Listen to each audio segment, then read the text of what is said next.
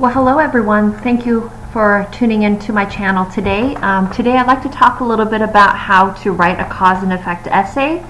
I'm going to follow the 5-paragraph rule because that's standard, and I'd like to talk about how to do that today step by step. If you haven't subscribed to my channel, please do so. That will help my channel grow.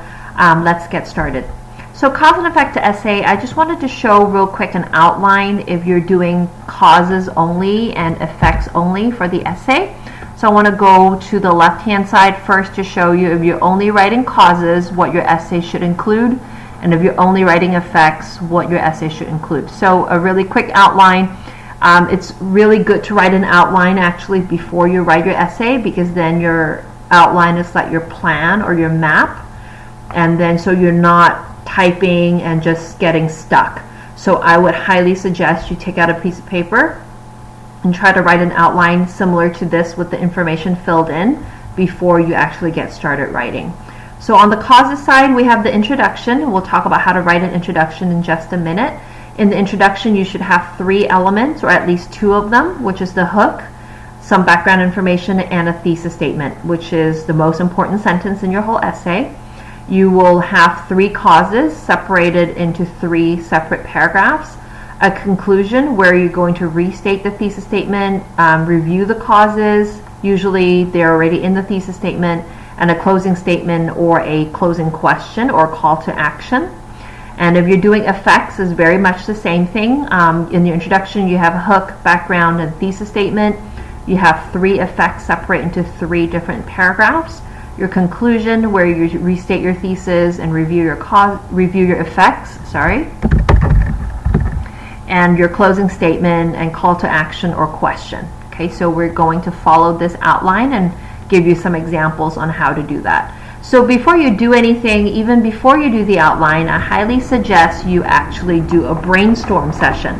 So sometimes when you have a topic, you just don't know how to start, you take out a piece of paper, fold it in half. One side you can write causes and the other side you can write effects, and then you can choose to see which one you have more information on, and then you can say which one you're going to do, causes or effects.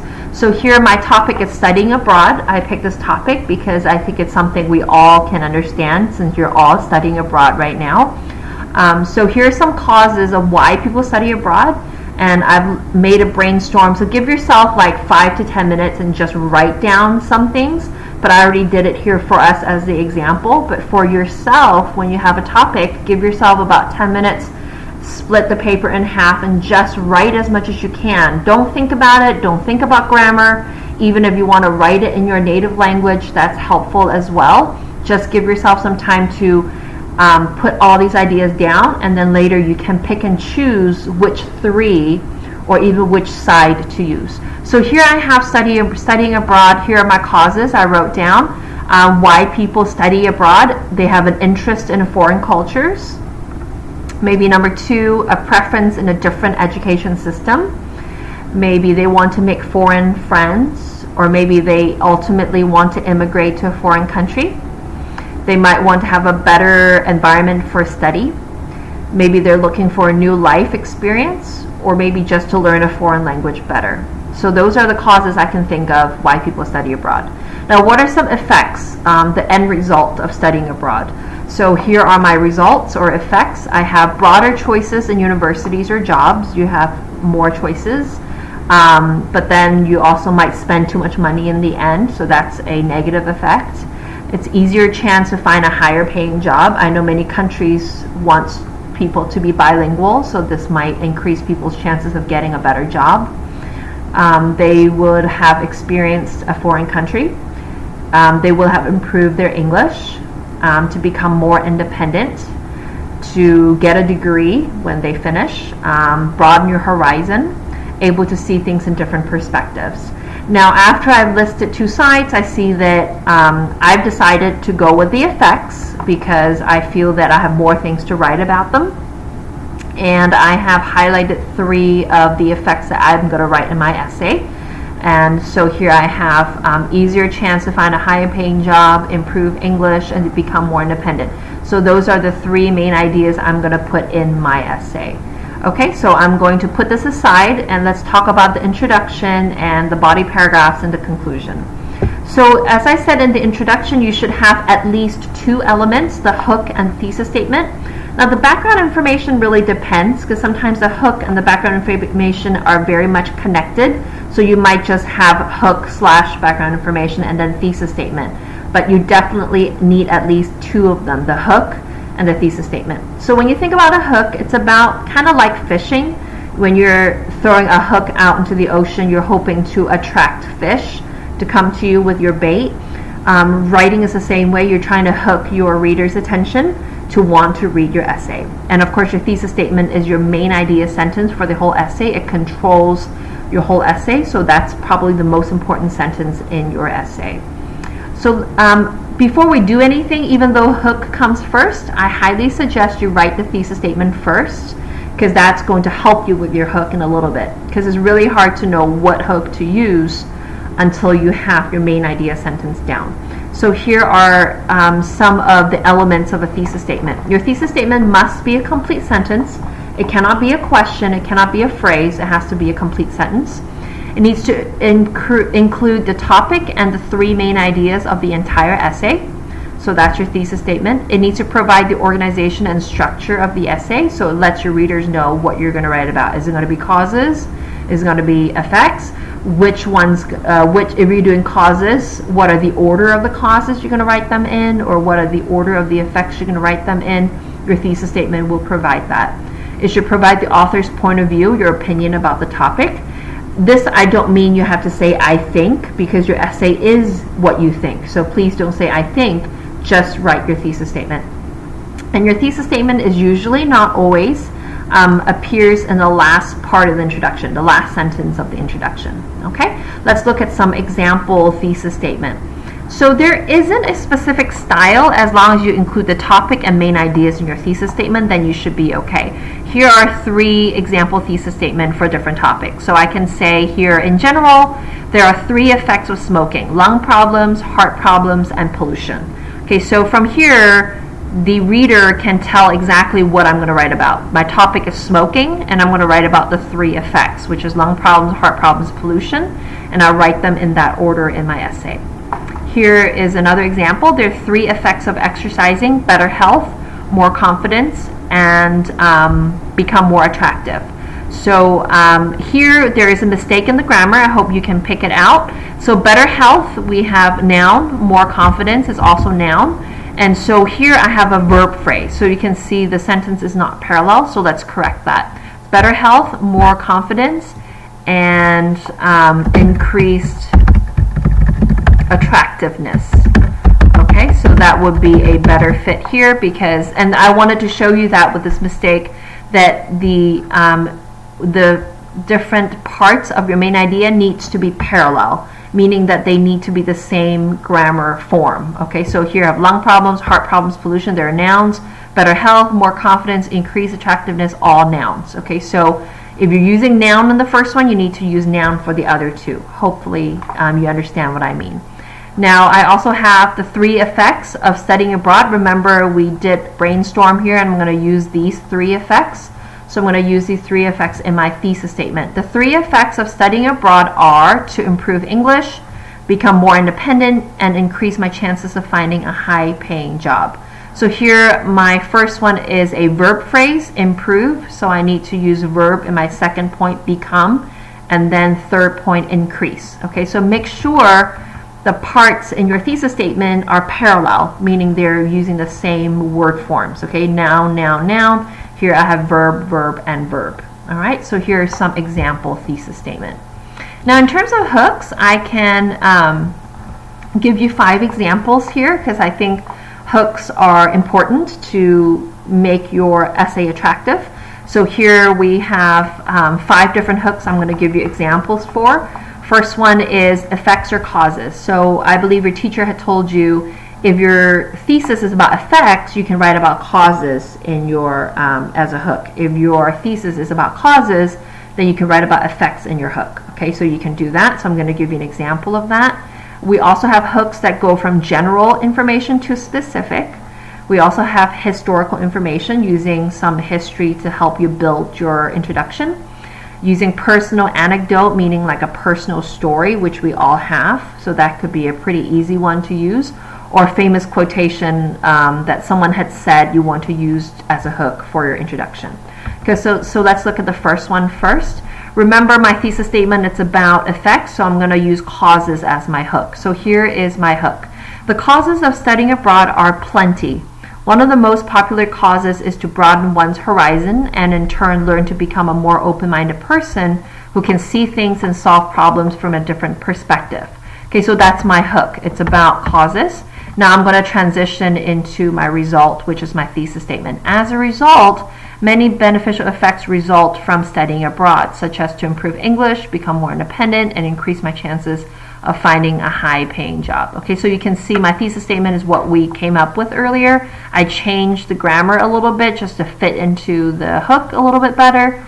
So here's my introduction. You can see my hook is kind of my background information, so I don't need anything additional. Now my second type of hook is from general to specific, so hopefully you can see that in this hook. As the world becomes more globalized, traveling and studying abroad have become very common. Those who study abroad understand very well the benefits of living and adapting to a new country. Once people become familiar with a different culture, they become more open-minded and learn to see things in different ways. To be specific, there are 3 effects of studying abroad, which are to improve English, become more independent, and increase my chances of finding a high-paying job. Okay, so hopefully you can see I'm going from very general, the world, to traveling, to studying abroad, to the benefits, and explaining the benefits, and then go into the 3 effects. Okay, so you can go from general to specific, like a funnel. Okay, so that's another style of the hook. Here's a third one. I'm going to use some historical information. Make sure to use citation and in-text citation and reference if you're going to use data from the internet, right? So that you don't plagiarize. So here I'm using some history to help me build my introduction. Studying abroad has been a very common practice since the late 1960s, according to Davis, 1995. Ever since then, many international students have made the journey of going abroad to study, mainly to achieve a better life for themselves and their family. This trend has continued to rise even in the midst of political differences and the possible spread of viruses worldwide. People continue to venture out because there are many benefits to study abroad. The 3 effects of studying abroad are to improve English, become more independent, and increase my chances of finding a high-paying job. Okay, so here I talked about a little bit of history, how the history continues into benefits and benefits of studying abroad in my thesis statement. Okay, so here's my third style of the hook. Here's my fourth style. Remember, fourth style is using your personal story. So this is a true story, my own story, before I go into the thesis statement. When I first stepped foot into an English-speaking classroom in Seattle many years ago, I was afraid because I couldn't speak or understand English very well. Although I attended English classes in Hong Kong, my comprehension of English was very limited. Despite being scared, my mother reminded me of the reasons why I was here. Like many other international students, the 3 causes of studying abroad are to improve one's English, broaden one's horizon, and prepare for college in America. Here I talked a little bit about the causes. Now that I look at it, I don't really like it, so I'm actually going to take that out. So let me start again from here. Despite being scared, my mother reminded me of the reasons why I was here. The 3 effects of studying abroad are to improve English, become more independent, and increase my chances of finding a high-paying job. Here my mother reminded me of the reasons, and these are the reasons. Okay, so this is my personal anecdote, my personal story going into the thesis statement. All right. Lastly, you can start your hook with a famous quotation that I heard once before someone had said from Chantal Mitchell, so I can use that as a hook. Chantal Mitchell once said, "Study abroad is the single most effective way of changing the way we view the world. This is because studying abroad forces people to consider other ways to engage with the world as they encounter and adapt to new culture. In addition to this, there are 3 effects of studying abroad, which are to improve English, become more independent, and increase my chances of finding a high-paying job." So again, I wanted to show you using a quotation, explaining a little bit of the quotation, and connect it with your thesis statement. Okay, so there are 5 styles of hooks. you can use the one that you're most comfortable with. Okay? Now let's talk about background information, right? We talked about introduction, you need hook, background, and thesis. We did thesis, we did hook. What about the background? The background, again, could be just your hook, extended hook, so you don't need to worry about it. But sometimes maybe your topic is so complicated that you need to use some research or definition.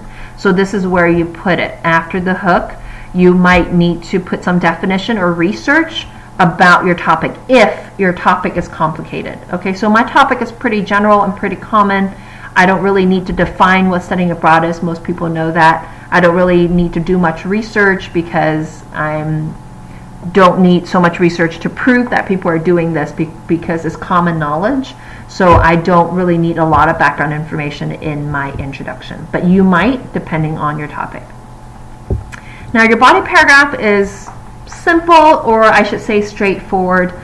You need a topic sentence, right? And then your main points, which is your supporting details. If you have research or whatnot, this is the place to put it. Okay, so let's look at an example body paragraph. Now, before we do that, I want to, cause and effect is pretty tricky because sometimes we are very tempted to say because A, then we have B. But sometimes the connection isn't there, and as a writer you have to make those connections very clear because sometimes A does not directly lead to B. So let's look at an example. So you want to avoid invalid cause and effect relationship, meaning you want to avoid making a relationship there without explaining clearly what they are. So here, if I make a sentence here, studying abroad causes students to get a high-paying job easier. Now, is that really true? So this sentence mean if I study abroad, I'm going to get a higher paying job. Is that a direct relationship? Do you all have high paying job right now? You don't. Because the effect is not direct, right? You have to what? Study abroad, get your degree, improve your English, go back to your country or stay in America, go to a job interview, prove yourself, and then you can find a high paying job, right? So what I'm trying to show you is there are many steps in between you're missing. Instead of just saying studying abroad gets me a higher paying job, I need to explain all those steps in between, which is what I'm doing here step by step for you. Okay, so let's see how studying abroad can help us get a high paying job from step 1 to step 5. So that's kind of like your body paragraph, right? You're explaining the relationship to your reader. So let's do that. Step 1. Studying abroad allows students to improve their language skills more quickly and in more authentic ways since they must speak a second language daily. Okay, so they're speaking second language. Step 2. As students' language skills improve, their ability to communicate fluently in a second language also increases. Okay, so their fluency becomes better. After mastering a second language, they become more attractive and marketable to many employers as they possess a very valuable skill to communicate with international businesses. Now you're explaining step 3, when your language increases, you become a more attractive candidate, you become more valuable to a company. Since the world is becoming more globalized, employers see the need to hire people who knows a second language. Then as a result, students who have studied abroad may have an easier time getting a higher paying job. Okay, so hopefully I showed you from step 1, studying abroad, to getting a high paying job. This is your job, is to talk about the relationship, how that works. Okay, so in my body paragraph, I wanted to show you this is what it looks like when I put it together. Remember, you need a topic sentence, and then you just put the information we have here into a paragraph. So my topic sentence is, the first beneficial effect of studying abroad is that it allows students to improve their language skills more quickly and in more authentic ways since they must speak a second language daily. Okay, so this is my topic sentence. Now, I'm not going to read again the whole thing, but this is my body paragraph from what we composed here together. Okay, so here is from step 1 to step 5 into higher paying jobs.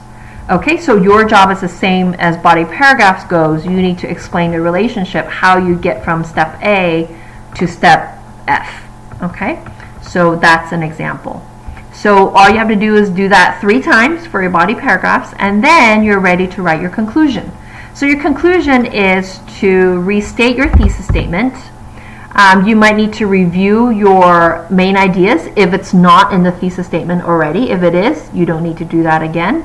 And then a closing statement or call to action. So closing statement is just some way to finish your essay, or you can finish it by asking people to do something, like therefore you should study abroad, something like that, okay? So remember here the key word is restate. I did not say repeat. So please don't copy your thesis statement into your conclusion.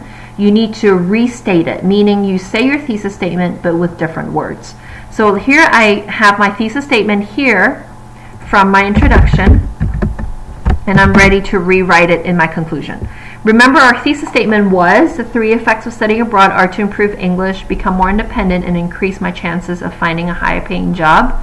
I'm changing that, restating that in my conclusion. In conclusion, among the many effects for people to study abroad, the most common 3 are to master English, so I change improve English to master English, learn to live by themselves, I change from become more independent to learn to live by themselves, increase my chances of finding a higher paying job, improve their job opportunities, or my job opportunities in this case. Okay, so I restated my thesis statement.